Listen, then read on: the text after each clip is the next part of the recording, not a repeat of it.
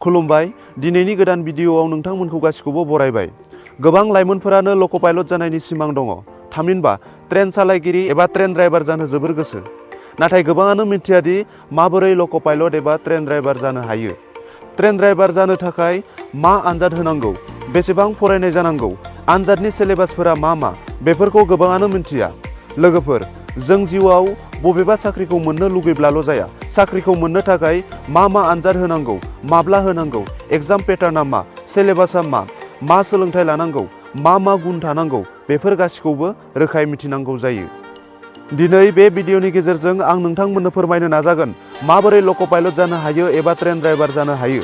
लक' pilot जानो थाखाय बेसेबां थाखो फरायनाय जानांगौ, मा आनजाद होनांगौ आरो आनजादनि सिलेबासफोरा माबायदि, बेफोर गासैनिबो सोमोन्दै बे भिडिअआव आं नोंथांमोननो फोरमायनो नाजागोन। नोंथांमोना भिडिअखौ जोबजासिम नायलां, लोगोसे भिडिअखौ शेयार खालाम, जाहाथे लक' पाइलट जानो गोसो गुदुं फरायसाफोरा लक' पाइलट जानायनि सोमोन्दै मोजाङै मिथिनो हायो। आंनि बे भिडिअनि गेजेरजों सोरबा सासेया 100% बुजियोब्लाबो बेवहायनो आंहा गोजोननाय दं। लोगोफोर, लक' पाइलट माखौ बुङो बेखौ बुंलायनांगौ गोनांथि गैया। नोंथांमोना बयबो मोजाङैनो मिन्थिखायो। ट्रेन ड्राइभार एबा ट्रेन सालायगिरिखौनो लक' पाइलट होननानै बुंनाय जायो। बेयो सेन्ट्रेल गभर्नमेन्ट एबा मिरु सरकारनि रेलवे बिफाननि मोनसे मोजां साख्रि।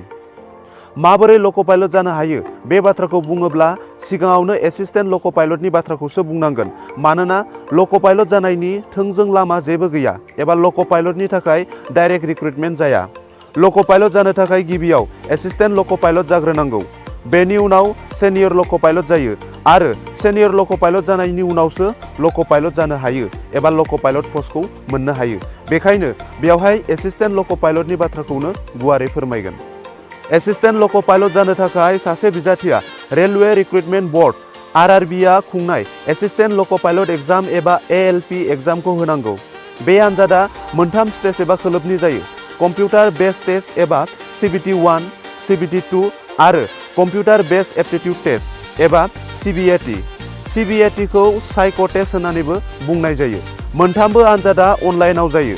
CBT-1, 2 आरो CBAT आव उथ्रिखांनायनि उनाव डकुमेन्ट भेरिफिकेसन आरो मेडिकेल टेस्ट लानाय जायो।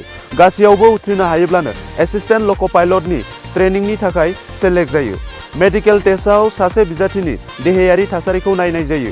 देहायारियै राफोद नंगौना नङा, लक' पाइलटनि थाखाय उदायथाव नंगौना नङा, बेफोरखौ नायनाय जायो। मेडिकेल टेस्टआव गाहायै मेगनखौ बांसिन नोजोर होनाय जायो होननानै गोबाङानो बुङो। थामहिनबा सासे बिजाथिया जेबो मेगननि बेराम थानो नाङा, मेगना गोग्गो जानो नांगौ।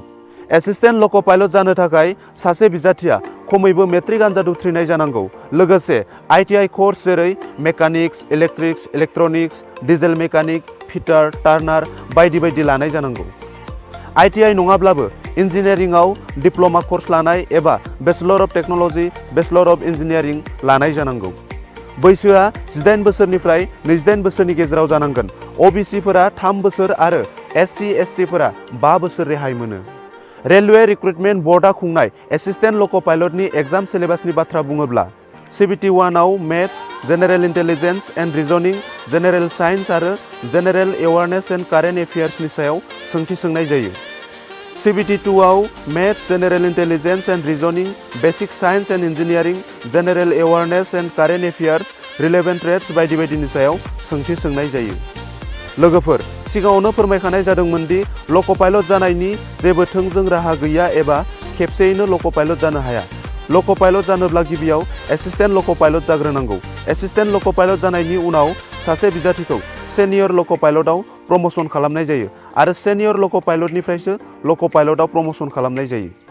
एसिस्टेन्ट लक' पाइलटनि सेलारिनि बाथ्रा बुङोब्ला एसिस्टेन्ट लक' पाइलटनि सेलारिया फ्राय 30-35 रोजानिफ्राय जागायो। सम आरो एक्सपिरियेन्सजों लोगोसे सेलारिया बांलांबाय थायो। बेनि अनगायैबो सासे लक' पाइलटनो आरो बिनि नखरनि सोद्रोमाफोरनो रेलवे बिफाननिफ्राय गोबां सुबिदाफोर होबावनाय जायो, जेरै free quarter, free medical treatment, ट्रेनाव फ्रि ट्रेभेलिं, फरायनाय गथ' गथाय दंब्ला बिसोरनि थाखाय स्कलारशिप बायदि सुबिदाफोर होनाय जायो। रेलवे बिफानाव साख्रि मावनाय गासैबो सोद्रोमाफोरानो फ्राय बेफोर सुबिदाखौ मोननो हायो। लोगोफोर, दिनैनि भिडिअआ बेखिनियानोसै। उननि भिडिअआव नोंथांमोनखौ फिन लोगो मोनफिनगोन। गोजोन्थों।